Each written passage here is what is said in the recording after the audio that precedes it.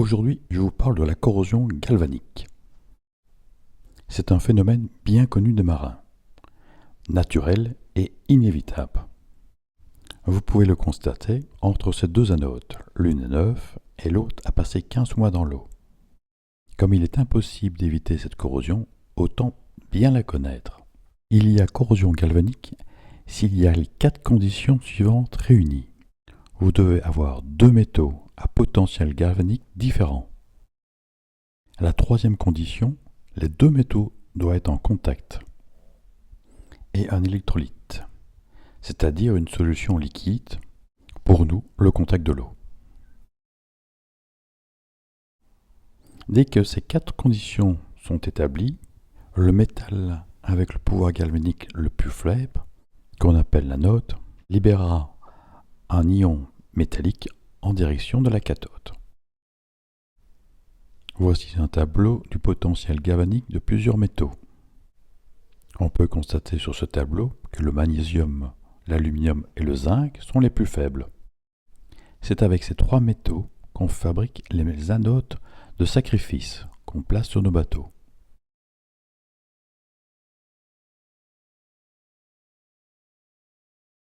L'anode de magnésium, potentiel galvanique de 1,5 mV.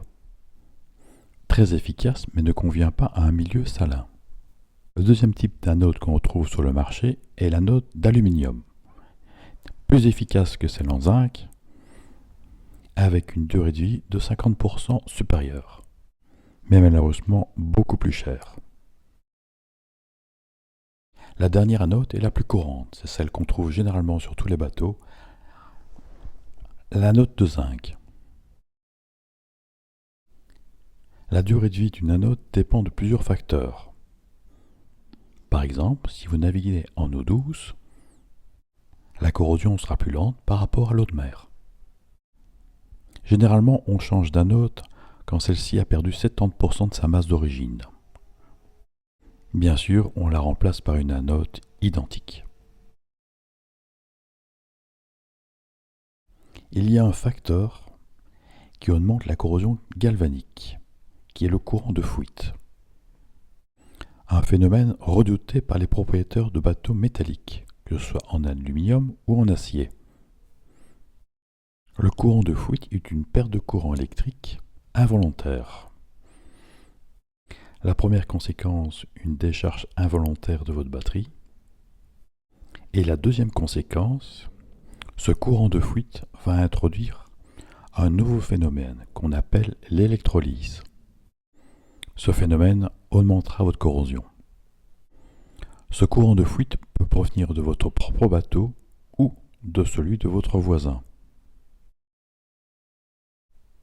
Il existe aussi le courant de fuite de courant alternatif, qui provient des bornes de recharge sur les pontons. Il est possible de protéger votre installation 220 volts avec un isolateur galvanique. C'est un jeu de diodes qu'on place sur le fil de terre.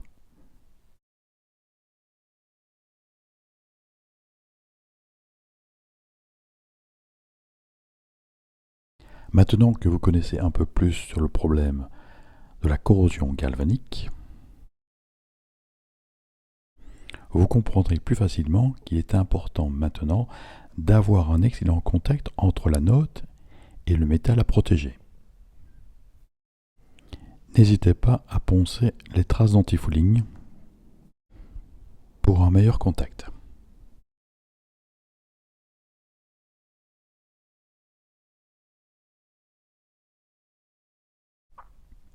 Je vous remercie d'avoir regardé cette vidéo.